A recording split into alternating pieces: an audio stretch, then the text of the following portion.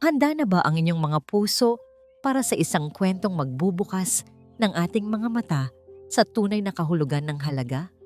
Gaano nga ba kamahal ang isang pangarap? At ano ang handa nating isakripisyo para makamit ito? Sundan natin ang paglalakbay ni Hiraya, isang babaeng naniniwala na ang kanyang kinabukasan ay nakasulat sa kinang ng ginto at sa kapangyarihan ng isang apelyido. Ngunit paano kung ang mismong hasyendang kanyang inaasam ang siyang magiging tahimik na saksi sa pagguho ng lahat ng kanyang pinaghirapan? Halina't pakinggan natin ang unang kabanata. Pinagmasdan ni Hiraya ang marangyang pagkislap ng diamanteng singsing sa kanyang daliri. Bawat kislap nito sa ilalim ng sikat ng araw ay tila isang pangako, isang korona na malapit ng iputong sa kanya. Hindi lamang ito isang singsing, isa itong tropeo, ang pinakamahalaga sa lahat ng tropeyong napanalunan niya sa buong buhay niya. Malapit na tayo, mahal, narinig niyang sabi ni Isagani mula sa kanyang tabi. Ang boses nito ay malambing, puno ng pananabik na may uwi siya sa unang pagkakataon sa kaharian nito. Ngumiti si Hiraya, isang nangiting pinag-aralan niyang gawing perpekto sa harap ng salamin. I'm so excited, Gani.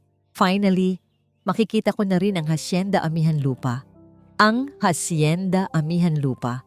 Paulit-ulit niya itong binigkas sa kanyang isipan na parang isang dasal. Ito ang dulo ng kanyang mahabang paglalakbay. Ang paglalakbay na nagsimula sa isang masikip na iskinita sa Tondo. Isang lugar na matagal na niyang ibinaon sa limot. Pinalitan niya ang kanyang pangalan, ang kanyang pananamit, ang kanyang buong pagkatao para lamang makarating sa sandaling ito. Naalala niya ang gabi kung saan una niyang nakilala si Isagani Luwalhati, isang charity ball para sa mga elitista. Suot niya ang pinakamahal na bestidang nirentahan niya at gamit ang talinong hinasa ng karanasan, nakuha niya ang atensyon ng binatang tagapagmana. Si Isagani na may mabuting puso at medyo bulag sa tunay na intensyon ng mga tao ay agad na nabighani sa kanyang ganda at talino. Para kay Hiraya, si Isagani ang perpektong susi. Gwapo, matalino, at higit sa lahat, nagmamay-ari ng isa sa pinakamalaki at pinakamatandang lupain sa probinsya ng Silangan. Si Inay, siguradong matutuwa yon na makilala ka. Pagpapatuloy ni Isagani at hinawakan nito ang kanyang kamay. Simpleng tao lang ang nanay ko, Hiraya. Mas gugustuhin pa niyang magluto sa lumang kusina kaysa dumalo sa mga party sa Maynila. Sana magkasundo kayo. Tumango si Hiraya kahit na sa isip niya ay may iba nang tumatakbo. Lumang kusina? Yon ang isa sa mga unang bagay na ipaparenovate ko. Gusto ko ng modernong kusina, yung gawa sa Italian marble. Of course, mahal, I can't wait to meet her. Ang dami mong magagandang kwento tungkol sa kanya, sabi niya. Pinipiga ang kamay ng nobyo. Sa labas ng bintana ng mamahaling sasakyan, unti-unti nang napapalitan ng malalawak na lunti ang bukirin ang mga gusali. Ang hangin ay nagsimulang humalimuyak ng amoy ng lupa at sariwang damo. Natanaw na niya sa di kalayuan ang isang hilera ng mga punong akasya na nagsisilbing palatandaan patungo sa hasyenda.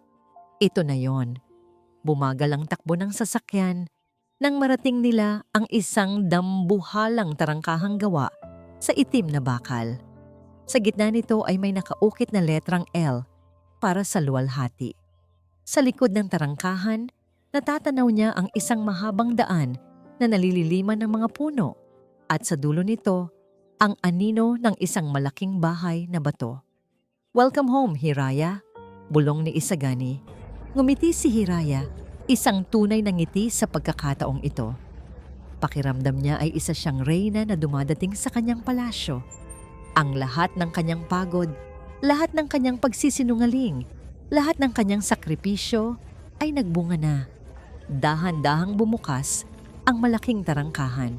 Kasabay ng pagbukas nito, isang malamig na bugso ng hangin Ang biglang pumasok sa medyo nakaawang na bintana ng sasakyan. Napayakap si Hiraya sa kanyang sarili. Isang kakaibang kaba ang gumapang sa kanyang dibdib. Isang pakiramdam na hindi niya maintindihan. Para bang ang mismong hangin ng amihan lupa ay may ibinubulong na babala. Isang pagtanggi na hindi niya mawari kung saan nanggagaling. Ipinilig niya ang kanyang ulo. Guni-guni niya lang siguro. Pagod lang siya sa biyahe. Walang sino man at anuman ang makakapigil sa kanya ngayon. Siya si Hiraya Soliman, ang mapapangasawa ni Isagani Luwalhati. At ang hasyendang ito, sa ayaw at sa gusto nito, ay magiging pag-aari niya. Pasensya ka na, mahal. Kailangan ko lang sagutin ito. Importante, sabi ni Isagani. Ang kanyang mukha ay bahagyang kumunot habang tinitingnan ang screen ng kanyang telepono. Mula sa planta. Feel at home, okay? Maglakad-lakad ka muna sa loob. Babalik ako agad. Hinalikan siya nito sa pisngi bago nagmamadaling lumayo patungo sa isang maliit na opisina malapit sa hagdanan. Naiwan si Hiraya na nakatayo sa gitna ng malawak na sala. Ang sahig ay gawa sa matigas at makintab na nara. Ang mga muebles ay luma, ngunit halatang mamahalin at inalagaan. May isang malaking family portrait na nakasabit sa pader. Isang mas batang Isagani kasama ang kanyang mga magulang. Ang ama niya ay may seryosong mukha, habang ang ina naman ay may ngiting puno ng kabaitan. Masyadong luma ang lahat, isip ni Hiraya. Maganda, oo, ngunit parang isang museo. Kailangan nito ng bagong buhay, ng isang modernong ugnayan. Ang ugnayan na siya lamang ang makapagbibigay. Nagsimula siyang maglakad. Ang takong ng kanyang sapatos ay lumilikha ng matinis na tunog sa katahimikan ng bahay. Bawat kwartong madaanan niya ay tila may sariling kwento, ngunit wala siyang interes sa mga kwento ng nakaraan. Ang tanging mahalaga sa kanya ay ang hinaharap na siya ang magdidikta. Dinala siya ng kanyang mga paa sa isang pasilyo na humahantong sa likod bahay. Doon, naamoy niya ang pinaghalong aroma ng bawang, sibuyas at kung anong halamang gamot. Isang amoy na pamilyar, isang amoy na sinubukan niyang kalimutan. Ito ang amoy ng kusina. Dahan-dahan siyang pumasok. Malawak ang kusina, mas malaki pa sa buong apartment na tinitirhan niya noon. May mahabang mesang gawa sa kahoy sa gitna at mga lumang aparador na nakapalibot dito. Ang mga kaldero at kawali ay nakasabit sa dingding, kumikinang na tila tanso. At doon, sa may bintanang nakatanaw sa hardin, may isang babaeng nakatalikod. Matanda na ito. Ang buhok ay halos puti na at nakatali sa isang simpleng pusod. Nakasuot ito ng duster, isang damit na para kay Hiraya ay para lamang sa mga katulong. Dahan-dahan itong pinupunasan ng isang malambot na basahan ng isang maliit at lumang mangkok na gawa sa putik. Ito na siguro ang punong kasambahay, ang katiwala. Kailangan niyang ipakita mula pa sa simula kung sino ang magiging bagong reyna ng pamamahay na ito. Lumapit si Hiraya. Sinadya niyang lakasan ang tunog ng kanyang mga takong. Magandang hapon po, bati niya. Ang kanyang boses ay may halong awtoridad. Lumingon ang matandang babae. Ang mukha nito ay kulubot na, ngunit ang mga mata nito ay may kakaibang kinang. Malinaw at mapanuri. May bahagya itong ngiti. Magandang hapon din sa'yo, Iha. Ako si Hiraya. Pagpapakilala niya, inaasahan na makikita niya ang pagkilala o pagkamangha sa mukha ng matanda. Ang fiancé ni Gani. Alam ko, simpleng sagot ng babae at muling ibinalik ang atensyon sa pinupunasang mangkok. Nainis si Hiraya sa kawalan nito ng reaksyon. Itong kusina, malaki, pero masyado ng luma. Kapag ako na ang tumira dito, balak kong iparenovate ang lahat ng ito. Mas gusto ko ang malinis at puti, hindi yang puro kahoy na mukhang lalamunin ka na sa sobrang tanda. Hindi umimik ang matanda. Nagpatuloy lamang ito sa kanyang ginagawa. Lalong uminit ang ulo ni Hiraya. Lumapit pa siya sa mesa. At yung mga gamit na yan, sabi niya, itinuon ang tingin sa hawak nitong mangkok. Dapat siguro itapon na ang mga yan. Wala namang halaga ang mga lumang basurahan. Ang daming magagandang dinnerware ngayon, galing pa sa Europa. Itinaas ng matanda ang kanyang tingin. Ngayon, wala na ang ngiti sa mga labi nito. Para sa'yo, marahil ay basura lang ito. Ngunit para sa amin, bawat bagay dito ay may kwento. Kwento? Tumawa si Hiraya ng mapakla. Hindi nabubuhay ang tao sa kwento, Nay. Nabubuhay tayo sa kung ano ang nakikita ng iba. At ang nakikita ko ay isang lumang mangkok na gawa sa putik. Sa huling salita niya, sinadya niyang ikumpas ang kanyang kamay na tila may iwinawaksi sa hangin. Ang dulo ng kanyang daliri ay bahagyang tumama sa gilid ng mangkok na hawak ng matanda. Hindi ito malakas, ngunit sapat na para mawala ito sa balanse. Nalaglag ang mangkok sa sahig na baldosa. Chuang! Ang tunog ng nabasag na luwad ay umalingaw-ngaw sa buong kusina. Matinis, pinal at nakakabingi. Natahimik ang lahat. Napatingin si Hiraya sa mga pira-pirasong piraso sa sahig. Isang maliit na ngisi ang sumilay sa kanyang labi. Bago niya ito agad na pinalitan ng pagkukunwaring gulat. Ang matandang babae ay hindi sumigaw. Hindi ito nagalit. Dahan-dahan itong lumuhod. Ang mga tuhod ay tumunog sa pagtanda. Nanginginig ang kanyang mga kamay habang sinubukan niyang pulutin ang bawat piraso. 2 butil ng luha ang pumatak mula sa kanyang mga mata, tumama sa alabok ng nabasag na mangkok. Nang biglang isang boses ang bumasag sa katahimikan. Isang boses na malamig at puno ng isang emosyon na hindi pa kailanman naririnig ni Hiraya mula dito. Hiraya, ano ang ginawa mo? Nilingon niya si Isagani na nakatayo sa may pintuan ng kusina. Nakatingin ito sa mga piraso ng mangkok sa sahig pagkatapos ay sa kanyang inang lumuluha at sa wakas, sa kanya, ang mga mata nito na dati puno ng pagmamahal ay ngayoy puno ng hindi maipaliwanag na sakit at pagkadismaya. Nang makita ni Isagani ang mga piraso ng basag na mangkok sa sahig, para siyang sinaksak sa dibdib. Ngunit nang makita niya ang kanyang ina na nakaluhod, nanginginig, habang pinupulot ang bawat piraso, ang sakit ay naging galit. Isang galit na malamig at matalim, hindi niya kailanman naramdaman sa buong buhay niya. Mabilis siyang lumapit at inalalayan ang kanyang ina na tumayo. Inay, okay lang po ba kayo?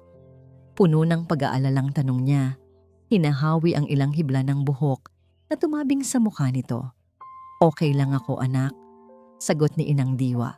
Ngunit ang boses nito ay basag. Tulad ng mangkok na ngayoy nasa sahig, doon lang tila natauhan si Hiraya. Lumapit ito, ang mukha ay nagpapakita ng pagkataranta. Ngunit para kay Isagani, hindi ito mukhang pagsisisi, mukha itong takot. Gani I'm so sorry. It was an accident. Nagsimula si Hiraya, ang boses ay nanginginig. Hindi ko sinasadya. Promise. Don't worry, Nay. Bibili po ako ng bago. Kahit 100 beses pa na mas mahal. Kahit galing pa sa Florence. I promise, I'll replace it. Isang mapait na tawa ang kumawala sa lalamunan ni Isagani. Hindi niya napigilan. Replace it? Hiraya, tingin mo ba nabibili ng pera ang lahat? Natigilan si Hiraya. What do you mean? Huminga ng malalim si Isagani. Pilit na pinapakalma ang sarili para sa kanyang ina. Hiraya, ang babaeng tinawag mong Nay na parang utusan. Ang babaeng nilait mo at sinaktan. Siya si Diwa Luwalhati, ang nanay ko. Nakita ni Isagani ang pagbabago sa mukha ni Hiraya.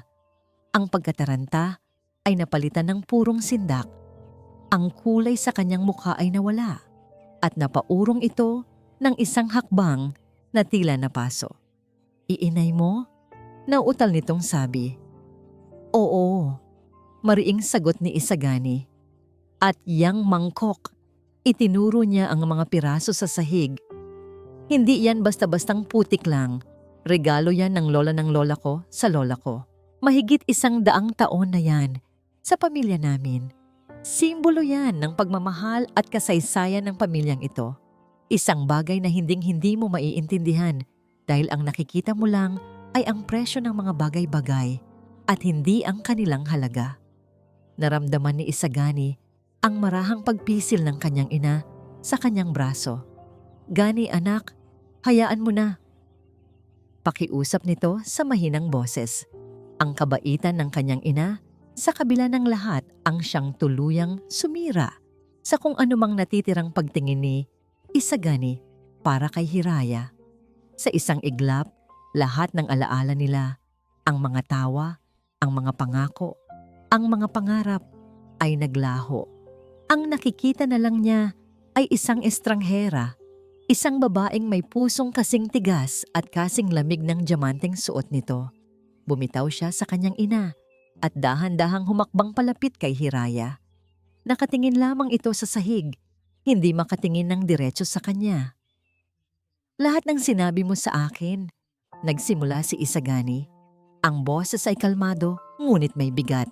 Lahat ng tungkol sa pagpapahalaga mo sa pamilya, sa pagiging simple, kasinungalingan ba ang lahat ng yon? Hindi sumagot si Hiraya.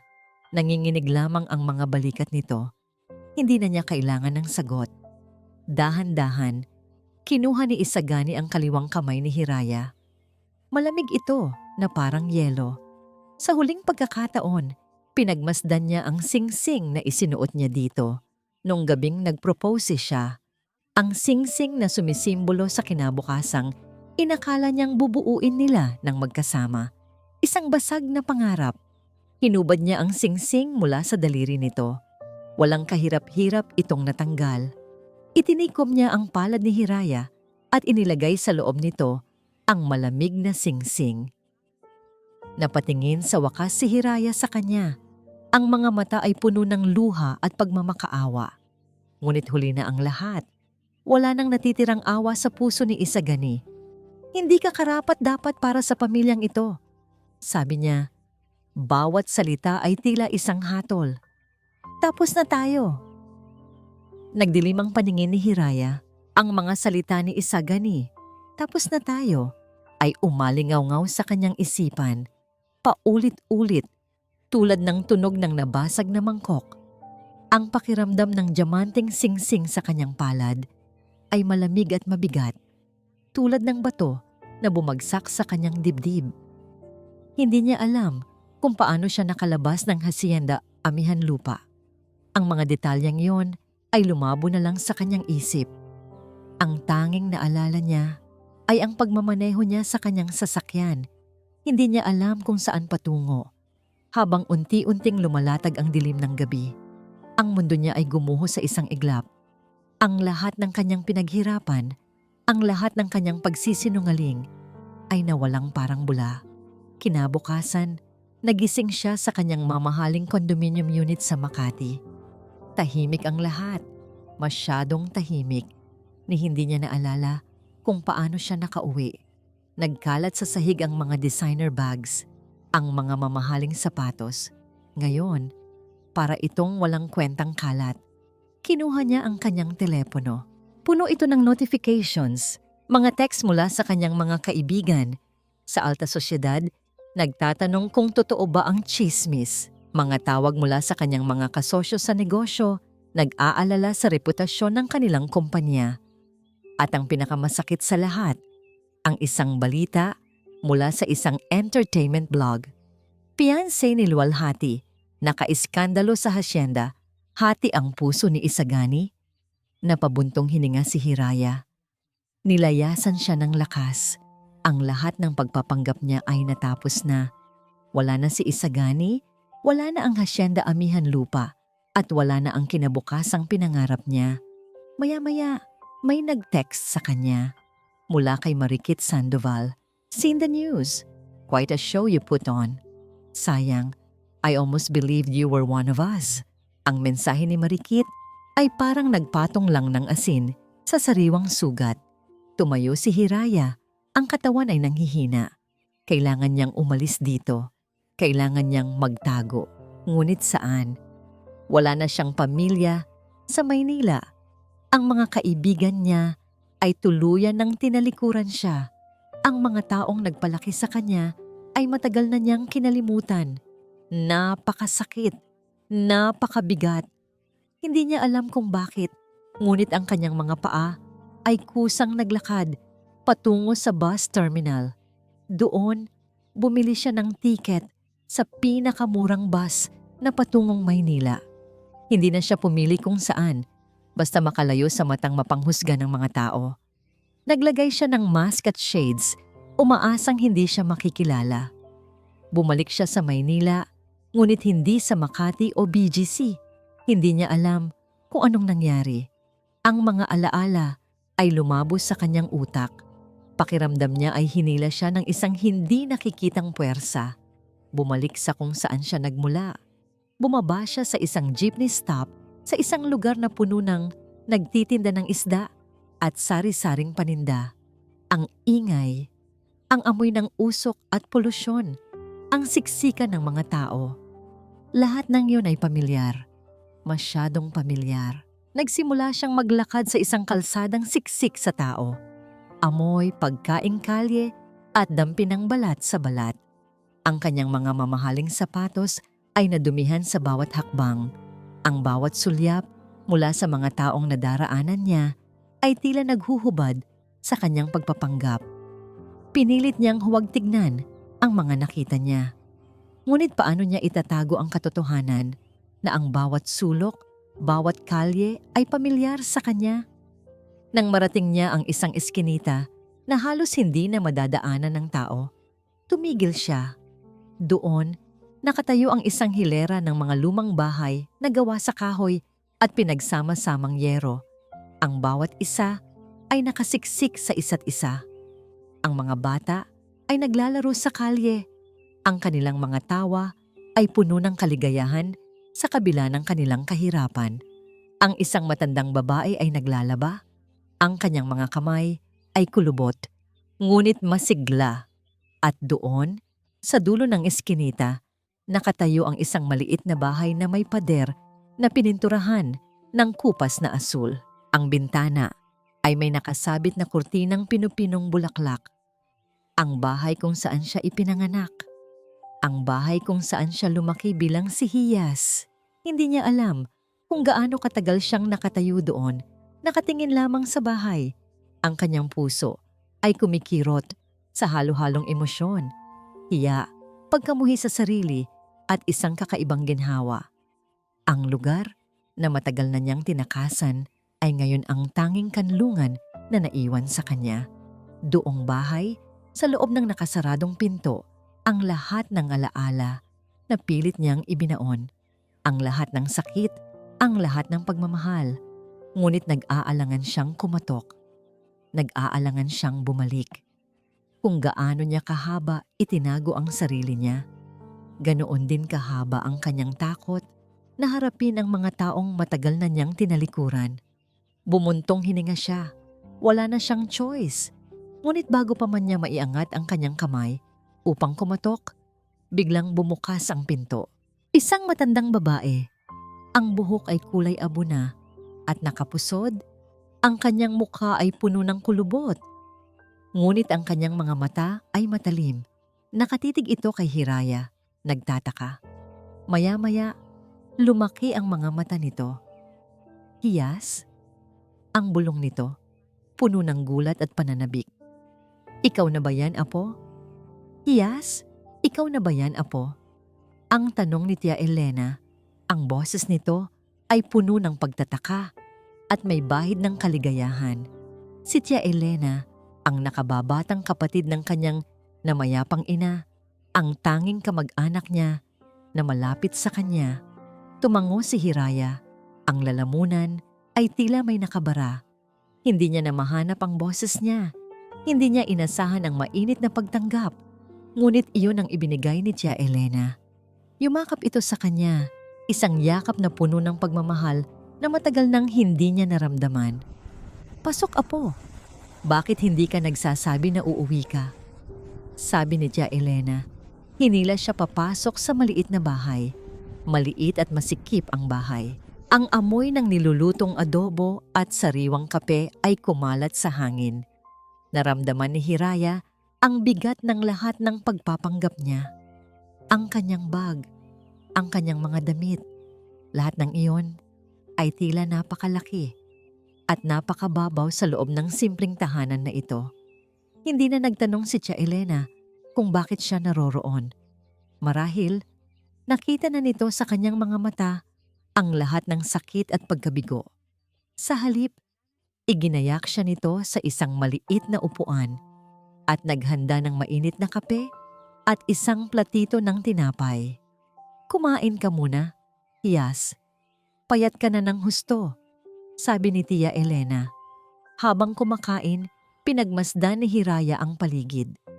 Ang mga lumang litrato sa dingding, ang kurtinang gawa sa borda, ang altar na may imahe ng birhen. Ang lahat ng yun ay nagpapakita ng isang buhay na matagal na niyang kinalimutan. Ang buhay na puno ng pagkakaisa kahit sa gitna ng kahirapan. "Doon ka muna sa lumang kwarto mo, apo. Medyo maalikabok lang, pero nilinis ko na yan nung nakaraang linggo," ani Tia Elena. Tumayo si Hiraya at naglakad patungo sa maliit na kwartong kinalakihan niya. Ang pader ay may kupas na wallpaper na may disenyong bulaklak. Ang kama ay simple at ang isang maliit na mesa ay nakatayo sa isang sulok. Walang pagbabago. Lahat ay naroon pa rin, tulad ng dati. Umupo siya sa kama at napatingin sa ilalim nito. May isang lumang baul na gawa sa kahoy.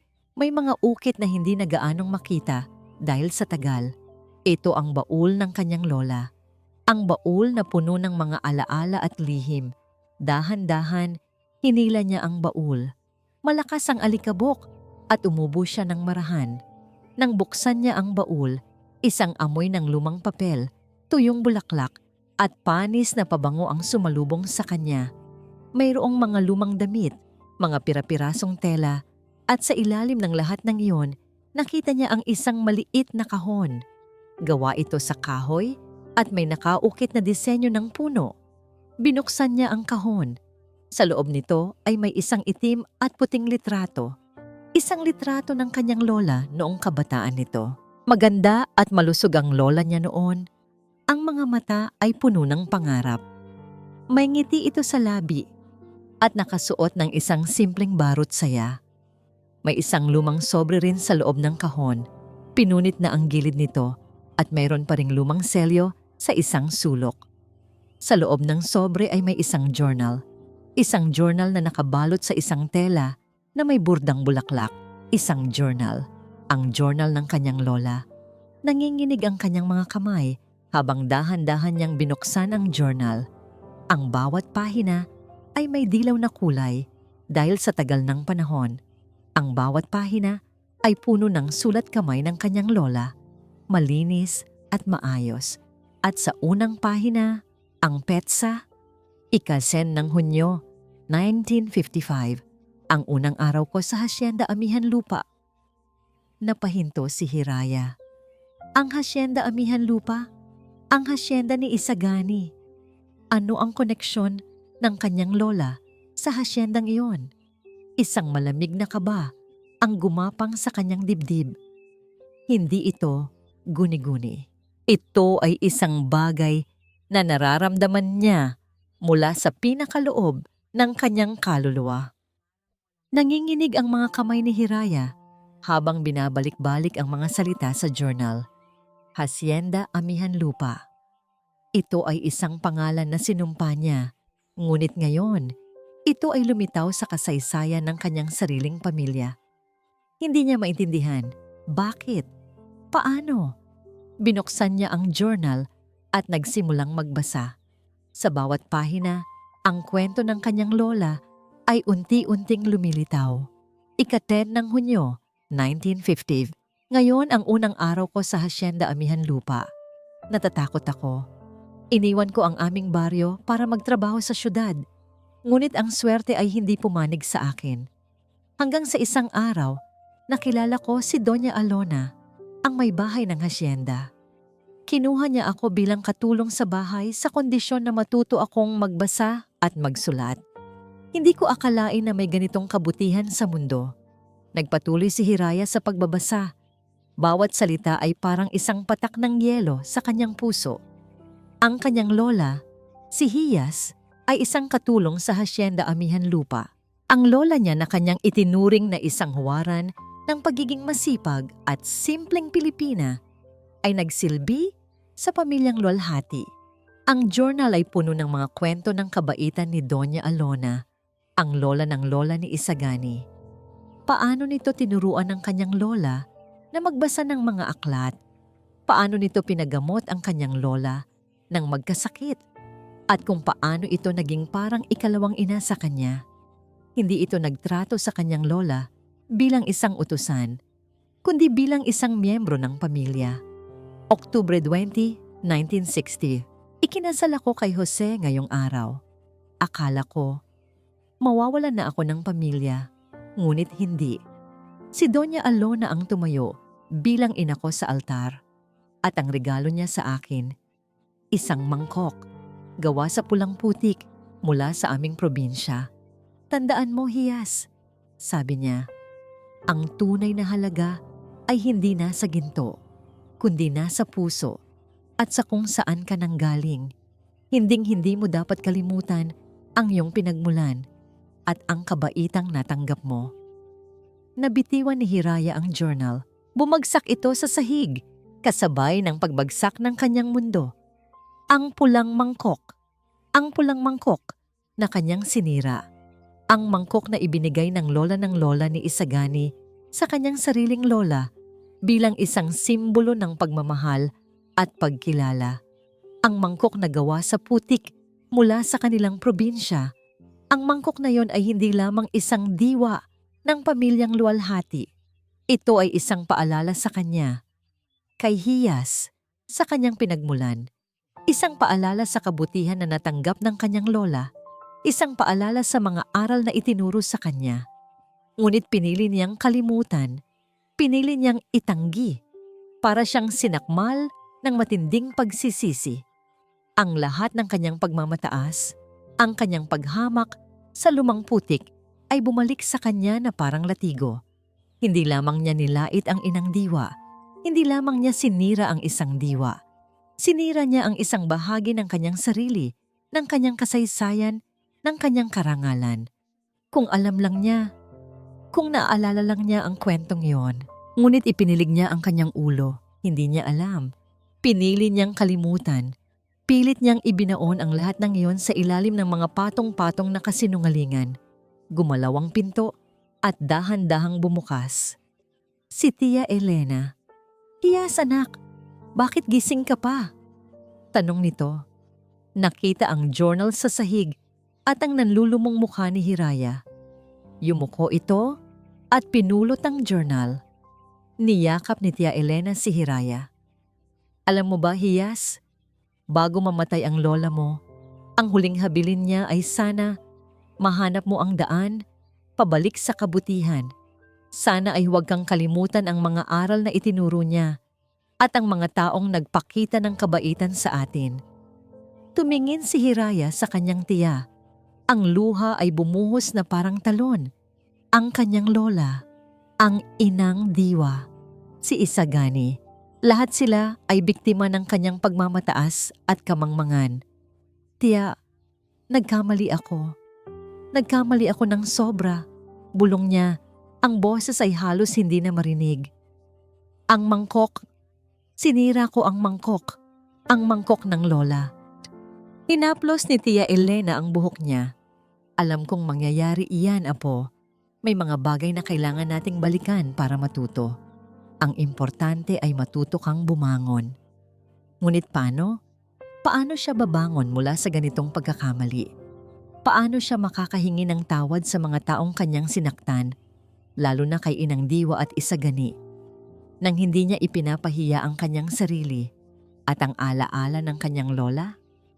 Makalipas ang ilang araw matapos ang insidente sa hasyenda, pilit na ibinalik ni Isagani ang kanyang sarili sa trabaho. Ang planta ng kape ay nangangailangan ng kanyang buong atensyon. Ngunit ang isip niya ay naglalakbay pa rin sa mga alaala ni Hiraya. Hindi niya maintindihan. Ang babaeng minahal niya, ang babaeng akala niya ay nakilala niya, ay ibang-iba sa babaeng lumitaw sa kusina. "Anak, hindi ka na yata kumakain ng maayos," sabi ni Inang Diwa isang umaga. Habang nag-aalmusal sila sa balkonahe, tahimik at malungkot ang kanyang ina simula noong araw na yon.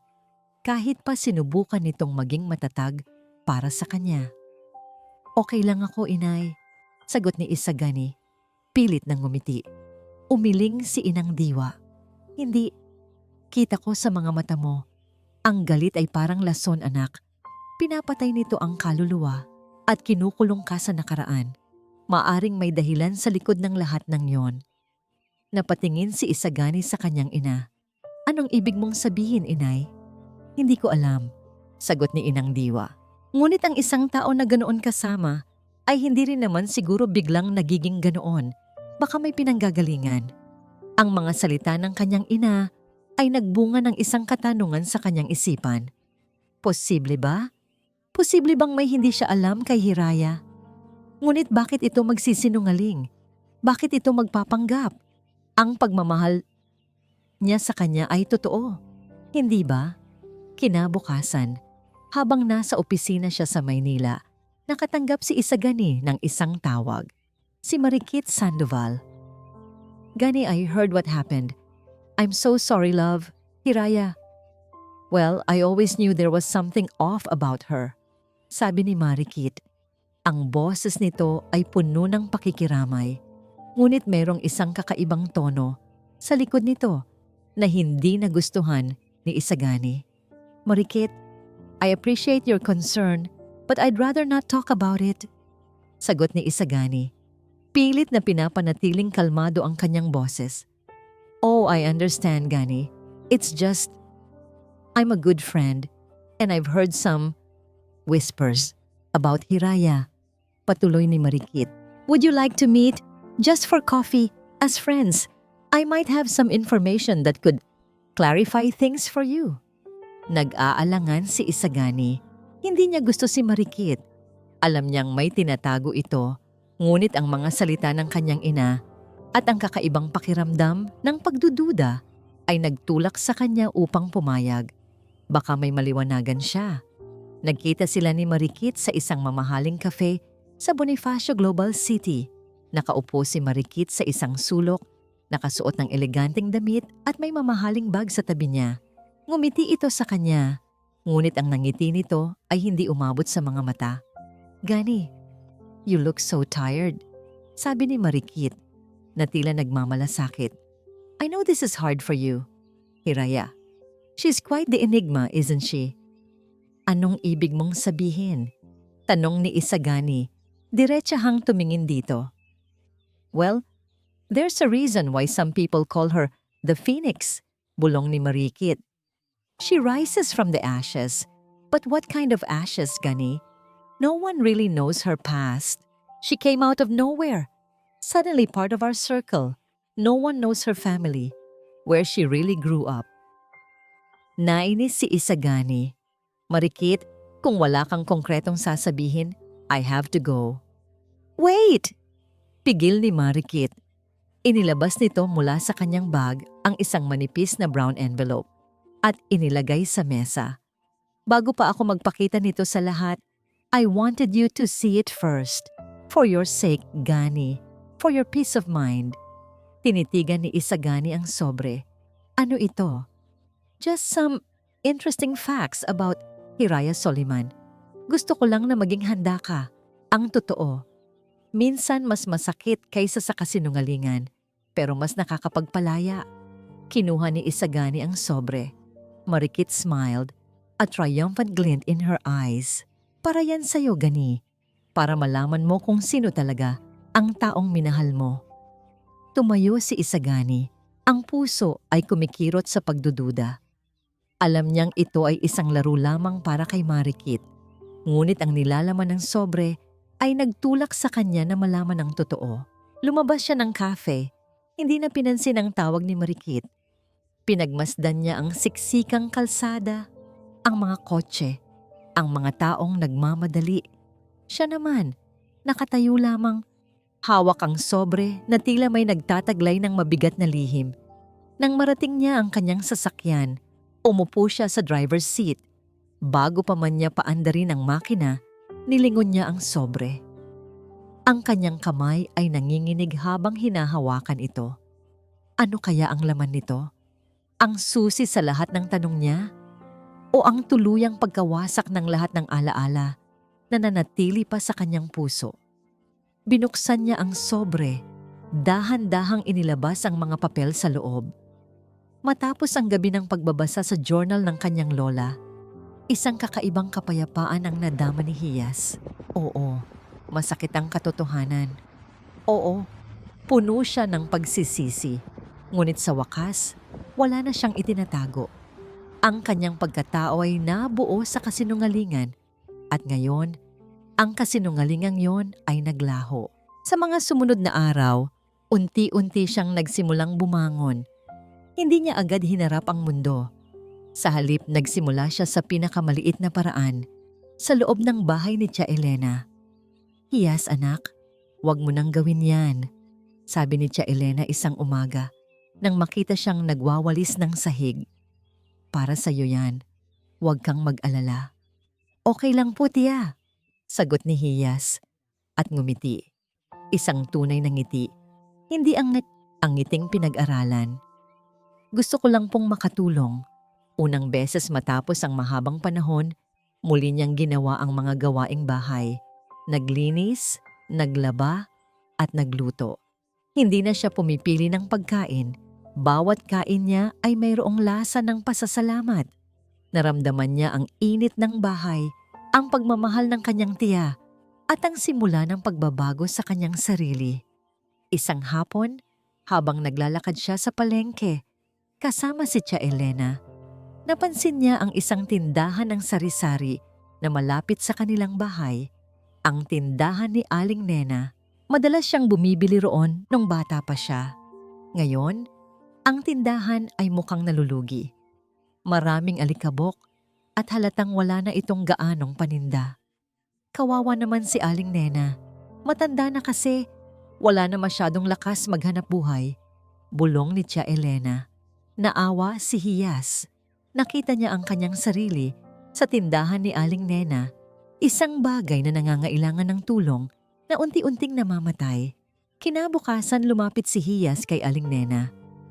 Aling Nena, pwede po ba akong makatulong sa tindahan niyo?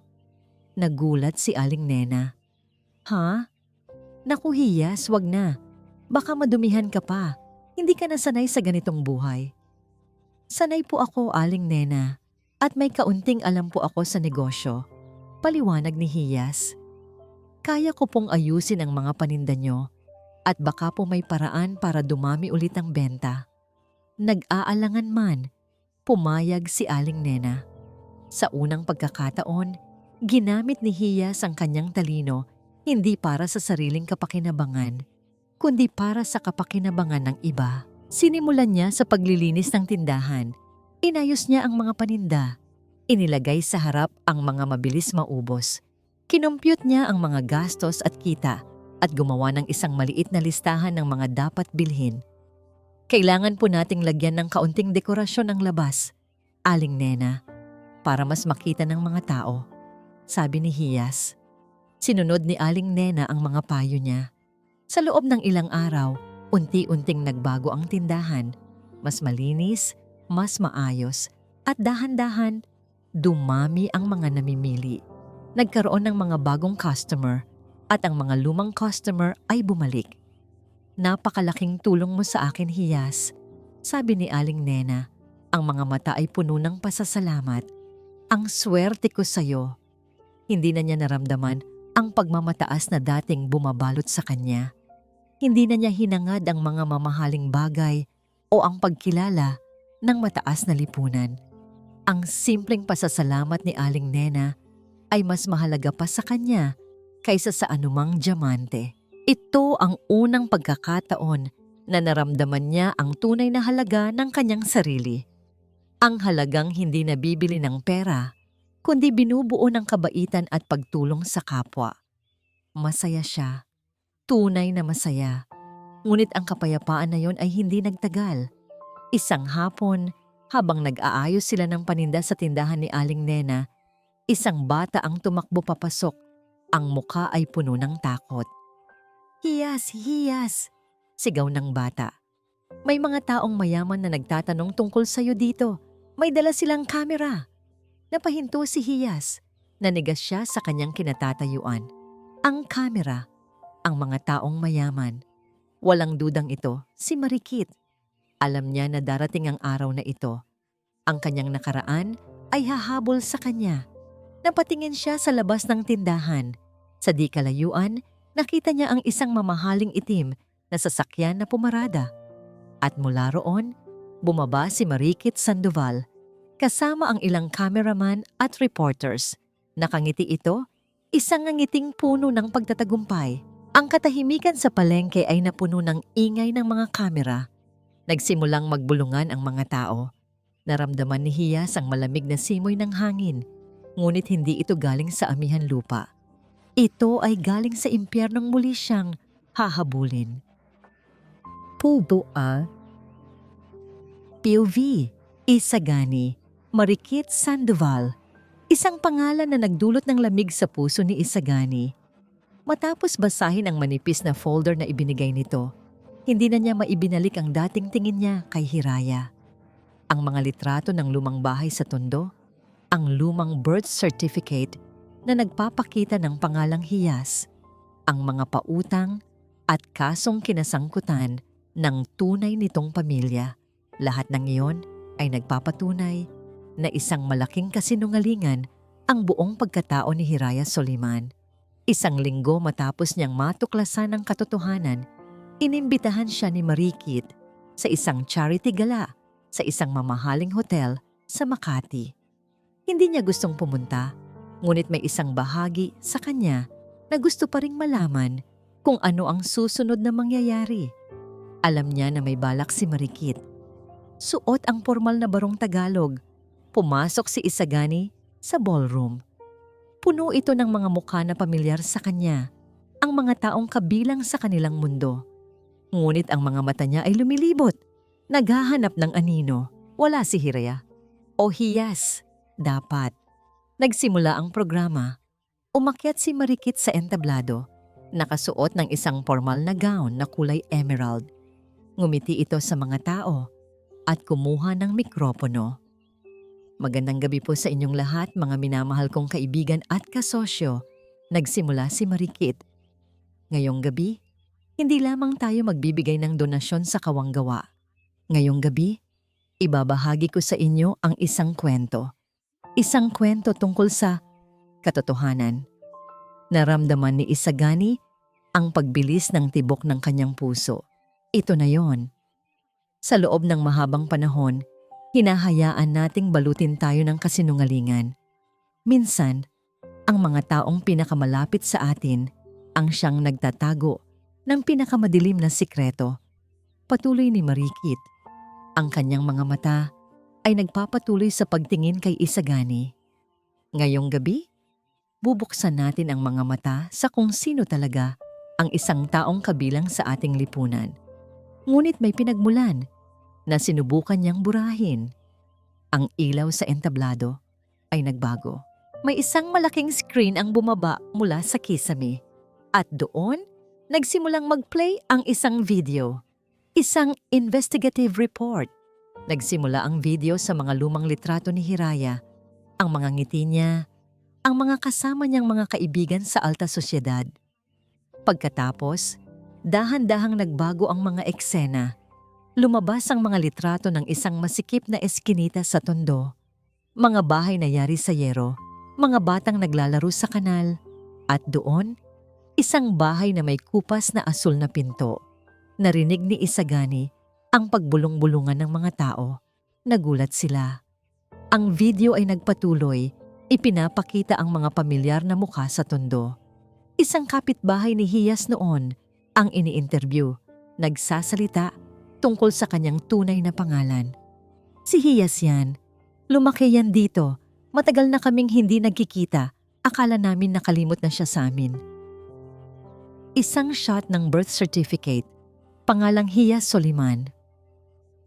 Ang camera ay nagcut sa isang bahagi ng tindahan ni Aling Nena. At doon, nakita ni Isagani si Hiyas. Nakasuot ng simpleng t-shirt at pantalon. Nag-aayos ng paninda. Ang buhok ay nakapusod. Ang mukha nito ay hindi na ang mukha ng Hiraya Soliman na nakilala niya. Ito ay ang mukha ng isang simpleng babae na gumagawa ng ordinaryong trabaho. Hindi ito nagpapanggap. Ito ay totoo. POV, Hiraya. Sa tindahan ni Aling Nena, nanginginig ang mga kamay ni Hiyas habang hawak ang telepono ng kapitbahay. Nakita niya ang live stream ng charity gala. Nakita niya si Marikit. Nakita niya ang screen. Ang puso niya ay parang sinasakal. Ito na. Ito na ang gabi ng kanyang paghuhusga. Ang lahat ng kanyang kinatatakutan ay nagaganap na. Ang lahat ng pagpapanggap niya ay natapos na. Nakita niya ang kanyang sarili sa screen. Si Hiyas, ang batang galing sa tondo. Nakita niya ang kanyang pamilya, ang kanyang mga kapitbahay. Ang lahat ng ito ay pinalabas sa harap ng buong alta sosyedad. Ang lahat ay nagbulungan. Ang lahat ay nakatingin. Ang huling shot ng video ay ang litrato niya habang nag-aayos ng paninda sa tindahan ni Aling Nena kasama ang isang malaking caption. Mula sa Kuochuot Den Joy Tunglu, Coaching Joy Tra Hiyas Soliman. Narinig niya ang tunog ng kanyang puso na tila nababasag. Ang lahat ng kanyang pangarap, ang lahat ng kanyang pinaghirapan, ang lahat ng kanyang identidad ay gumuho na. Naramdaman niya ang isang walang laman na pakiramdam. Masyado siyang napahiya, masyado siyang nasaktan. Ito na ang kanyang matlahat na sandali. POV, Isagani. Sa ballroom, tumayo si Isagani. Ang mukha niya ay walang emosyon. Ang lahat ng tao ay nakatingin sa kanya, naghihintay ng kanyang reaksyon.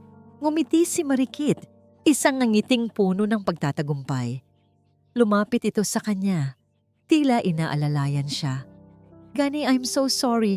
I know this is hard for you. Ngunit hindi na tinitingnan ni Isagani si Marikit. Tiningnan niya ang screen, ang litrato ni Hiyas sa tindahan at ang malaking caption. Nakita niya ang pagbabago sa mukha ni Hiyas, ang kawalan ng kinang, ang pagiging simple. Ngunit may isang bagay na kakaiba, isang bagay na hindi niya nakita noon, isang tingin sa mga mata ni Hiyas na hindi niya maintindihan, kalungkutan. Oo, ngunit mayroong din kapayapaan. Kinagat ni Isagani ang kanyang labi. Hinawakan niya ang isang maliit na sobre sa kanyang bulsa. Ang mga birth certificate ni Hiyas, ang mga pautang ng kanyang pamilya, ang lahat ng pruweba ng kanyang pagpapanggap. Ngayon, wala na itong silbi. Tumalikod siya kay Marikit at sa harap ng lahat ng tao, dahan-dahan siyang naglakad palabas ng ballroom. Hindi niya pinansin ang mga tawag ni Marikit, ang mga bulungan ng mga tao. Nagmamadali siyang lumabas ng hotel. Umupo siya sa kanyang sasakyan, ngunit hindi niya paandarin. Nakatingin lamang siya sa labas. Ang kanyang isip ay gulong-gulo. Ano ang gagawin niya? Ano ang nararamdaman niya? Galit? Oo. Ngunit meron ding awa. Awa sa isang babaeng kinailangan magsinungaling para lamang mabuhay. Ang tanong ay, saan siya pupunta? At para saan? POV, Hiraya. Nang mamatay ang live stream at ang telepono ay tuluyan nang namatay sa kanyang kamay, nanatili si Hiyas na nakatayo. Tulala. Ang mga kapitbahay sa paligid ay nagbubulungan. Ang ilan ay naawa. Ang iba ay nagtataka.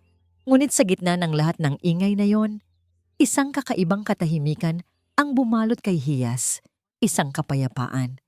Ang lahat ng kanyang takot, ang lahat ng kanyang pagtatago, ang lahat ng kasinungalingan, wala na. Tapos na. Lumabas na ang katotohanan. Ngayon, wala na siyang matatakbuhan. Wala na siyang kailangang itago. Inangat niya ang kanyang tingin sa mga kapitbahay. Nakita niya ang pag-aalala sa mukha ni Aling Nena. Nakita niya ang awa. "Hiyas anak, anong gagawin mo?" Tanong ni Tia Elena. Ang boses ay puno ng pangamba. Ngunit si Hiyas ay hindi na natatakot. Hindi na siya nahihiya. Ang lahat ng sakit ay napalitan ng isang matinding determinasyon. Kung ang nakaraan niya ay ibinunyag na, kung ang kanyang pagkatao ay binaliktad na, kung ang lahat ng kanyang pagpapanggap ay nakita na ng buong mundo, kung gayon, haharapin niya ito. Kinuha niya ang laptop ni Tia Elena. Nag-login siya sa kanyang lumang social media account. Ang account na matagal na niyang hindi ginagamit. Ang account na ipinaubaya na niya sa kanyang nakaraang pagkatao. Nagsimula siyang mag-type.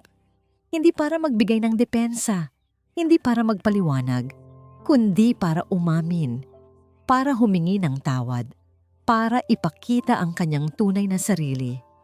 Sa lahat ng nanonood at sa lahat ng nabigo ko, ito po ang aking kwento.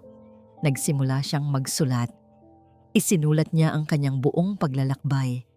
Mula sa pagiging hiyas sa tondo, ang kanyang pangarap na makatakas sa kahirapan, ang kanyang pagpapanggap bilang Hiraya Soliman.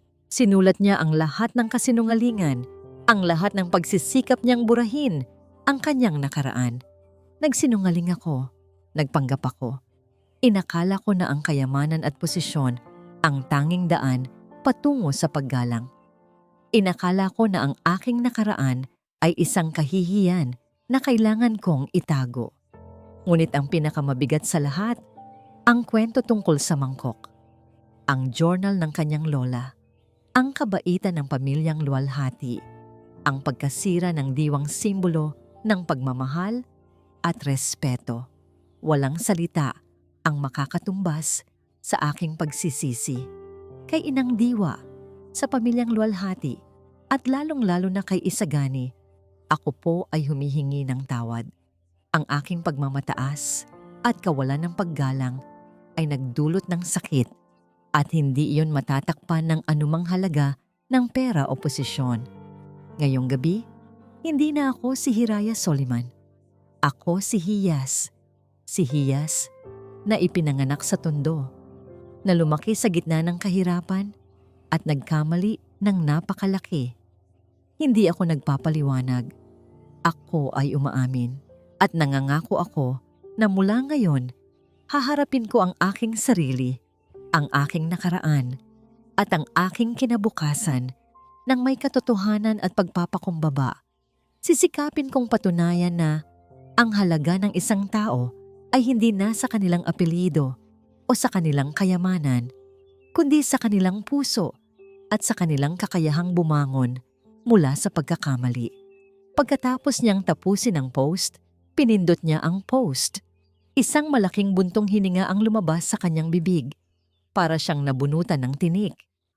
Ipinatong niya ang laptop sa mesa at dahan-dahang pinatay ang telepono. Hindi niya gustong makita ang reaksyon ng mga tao. Hindi pa niya kayang basahin ang mga komento. Sa ngayon, sapat na ang kanyang desisyon. Tumingin siya kay Tia Elena. Ang kanyang mga mata ay puno ng determinasyon. "Tia," sabi niya, "kailangan kong bumalik sa Hacienda Amihan Lupa. Kailangan kong humingi ng tawad ng personal sa harap ng Inang Diwa, sa harap ni Isagani, at sa harap ng alaala ng aking lola." Nagulat si Tia Elena, ngunit nakita nito ang ninga sa mga mata ng kanyang pamangkin. Hindi na ito ang dating Hiraya. Ito na si Hiyas. "Kaya mo yan, anak," sabi ni Tia Elena. Hinawakan ang kanyang kamay. "Kasama mo ako." Ngunit sa kanyang puso, alam ni Hiyas na ito ay isang paglalakbay na kailangan niyang gawin ng mag-isa. Ito ang kanyang huling pagsubok, ang huling hakbang sa kanyang pagpapatawad sa sarili at sa paghahanap ng tunay na kalayaan. POV. PV, Isagani. Matapos iwanan ng gala ni Marikit, Umuwi si Isagani sa hacienda Amihan Lupa. Hindi niya paandarin ang TV o radyo. Hindi niya binuksan ang kanyang social media. Kailangan niya ng katahimikan.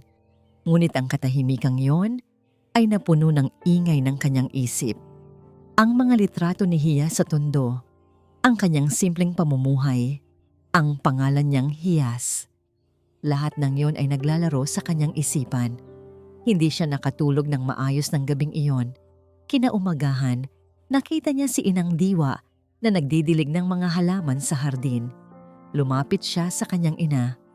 "Inay," tawag niya. Nilingon siya ni Inang Diwa, may ngiti sa labi. "Anak, ang ganda ng umaga, hindi ba?" Umupo si Isagani sa isang bangko sa hardin. "Inay, nabasa niyo na po ba ang balita?" Tumango si Inang Diwa. "Oo, anak. At nabasa ko rin ang post ni Hiyas."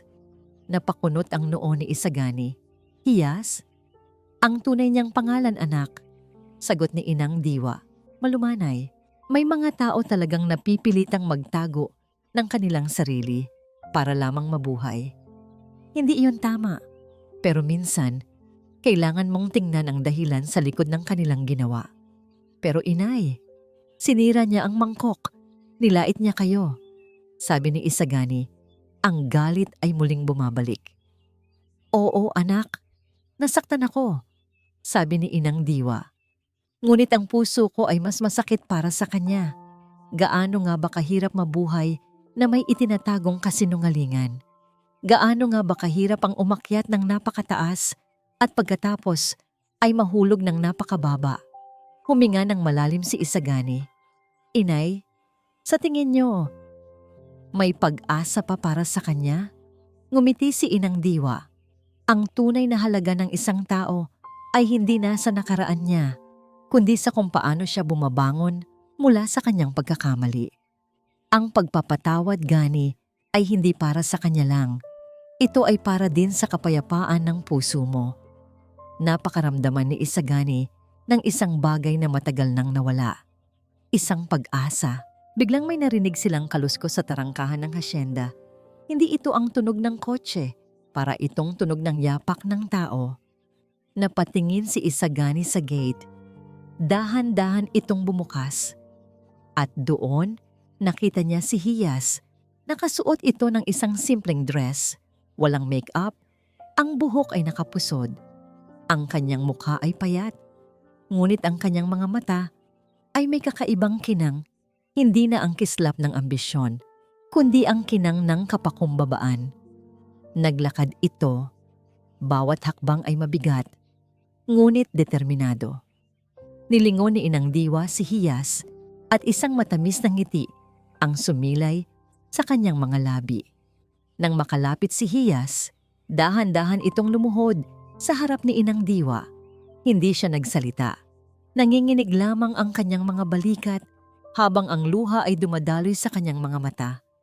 "Inang Diwa, patawarin niyo po ako," bulong ni Hiyas. Ang boses ay basag sa pag-iyak. "Patawarin niyo po ako sa lahat ng aking kasinungalingan, sa lahat ng aking pagkakamali, sa lahat ng sakit na naidulot ko sa inyo." Yumuko si Inang Diwa at dahan-dahang inangat si Hiyas. Niyakap niya ito ng mahigpit, isang yakap na puno ng pagmamahal at pagpapatawad. "Anak, matagal na kitang pinatawad," sabi ni Inang Diwa. "Ang Diyos ay mapagpatawad. Tayo rin ay dapat.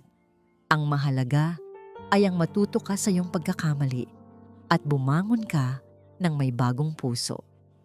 Humikbi si Hiyas sa balikat ni Inang Diwa. Sa wakas, ang bigat sa kanyang dibdib ay tila nabunutan. Pinagmasdan ni Isagani ang eksena.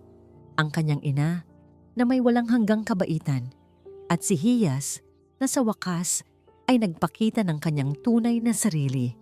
Nakita niya ang isang babae na hindi na nagtatago, isang babae na handang harapin ang kanyang mga pagkakamali. Dahan-dahan, lumapit si Isagani. "Hiyas," tawag niya. Ang boses ay hindi na malamig, hindi na puno ng galit. Puno ito ng lungkot, ng pag-unawa at ng isang bagong simula. Nilingon siya ni Hiyas, ang kanyang mga mata ay puno pa rin ng luha. "Maari ba tayong mag-usap?" Tanong ni Isagani. Ang kanyang mga mata ay nananatiling nakatingin sa mga mata ni Hiyas. "Kailangan kong marinig ang lahat mula sa iyo." Pinagmasdan ni Hiyas si Isagani. Hindi niya akalain na darating ang sandaling ito. Ang taong kanyang sinaktan, ang taong kanyang pinagsinungalingan, ay nakatayo sa kanyang harapan, nag-aalok ng pagkakataong magpaliwanag. Tumango siya. "Halika, Hiyas," sabi ni Isagani, at iginaiyak siya patungo sa isang bench sa ilalim ng malaking puno ng mangga. Ang paborito nilang tambayan noon. Hindi sila agad nagsalita. Ang hangin ay dahan-dahang humihip, dala ang amoy ng mga bulaklak at lupa. Ang katahimikan ay hindi awkward, kundi puno ng pag-unawa. "Gani, hindi ko alam kung saan ako magsisimula," sabi ni Hiyas. Ang kanyang boses ay nanginginig pa rin. "Magsimula ka sa pinagmulan mo," sagot ni Isagani. Ang kanyang boses ay malumanay. Gusto kong marinig ang kwento ni Hiyas. At doon, nagsimulang magkwento si Hiyas, ang kanyang pagkabata sa Tondo, ang kanyang pangarap na makatakas sa kahirapan, ang kanyang pagtakas sa nakaraan. Sinabi niya ang lahat, ang pagpapanggap, ang takot, ang pangamba na mahuli. Hindi siya nagtago ng anumang bagay. Nang marating niya ang kwento tungkol sa journal ng kanyang lola at ang mangkok na ibinigay ni Doña Alona, nakita niya ang pagbabago sa mukha ni Isagani. Isang timpla ng sorpresa, kalungkutan at pag-unawa. "Kaya pala, pareho ang mangkok," bulong ni Isagani. "Ang mangkok na ibinigay ng lola ko sa lola mo. At sinira mo yon. Hindi mo alam." "Oo," sagot ni Hiyas. Ang luha ay muling dumaloy. "Pinili kong kalimutan ang lahat. Pinili kong itanggi ang aking pinagmulan. Ang pagmamataas ko ang siyang bumulag sa akin. Sana ay binigyan mo ako ng pagkakataon noon, Hiyas," sabi ni Isagani, tumingin sa malayo. "Sana ay nagtiwala ka sa akin." "Hindi ko alam kung paano magtiwala, Gani," sagot ni Hiyas. Ang boses ay puno ng pighati. "Ang tanging alam ko ay kung paano magtago. Ang tanging alam ko ay kung paano magpapanggap." Isang mahabang katahimikan ang bumalot sa kanila. Maya-maya, huminga ng malalim si Isagani. "Hiraya, Hiyas, naiintindihan ko na ngayon. Hindi ko man maintindihan ang lahat ng pinagdaanan mo, ngunit naiintindihan ko ang takot na nagtulak sa'yo. Hindi ko ito ginagawa para balikan ka, Gani," sabi ni Hiyas. "Ginagawa ko ito para sa sarili ko. Kailangan kong ayusin ang mga nasira ko. Kailangan kong humanap ng bagong simula, isang simula na may katotohanan." Ngumiti si Isagani, isang ngangiting puno ng respeto. "Alam ko, at karapat-dapat ka doon, Hiyas." Kinuha niya mula sa kanyang bulsa ang isang maliit na tela. Sa loob nito ay nakabalot ang isa sa mga piraso ng basag na mangkok, ang pinakamalaking piraso. Inilagay niya ito sa palad ni Hiyas. "Ang mga piraso ng basag na mangkok, itinago ko," sabi ni Isagani. "Para kapag handa ka na, Hiyas, baka pwede nating pagtagpi-tagpiin ulit. Hindi man ito kasing perpekto ng dati, pero magiging simbolo ito ng muling pagbuo. Tulad ng iyong sarili." Napatingin si Hiyas sa piraso ng mangkok. Isang simbolo ng kanyang nakaraan, ng kanyang mga pagkakamali, at ng kanyang pag-asa. "Kailangan ko ng panahon, Gani," sabi ni Hiyas.